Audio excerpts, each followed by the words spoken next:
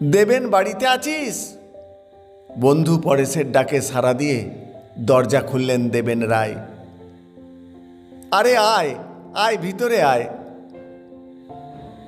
বাইরে থেকে ছেলের ওপর রাগারাগি করতে শুনছিলাম, কি হয়েছে? আরে কেরিয়ারের চিন্তা নেই, প্রেম করে বেড়াচ্ছে। প্রেম করার এটাই তো বয়স রে। প্রেম আর কেরিয়ারকে গুলিয়ে ফেললে চলবে না। তাছাড়া ওরাই তো এখন মনের সঙ্গী খুঁজে নেবে। পরেশ দে বললেন, সে এখনই বিয়ে করতে চায়। চল, কথা বলতে কি আছে? মেয়ের বাড়ি কোথায়? আরে তোর মেয়েকেই তো ভালোবাসে আমার ছেলে।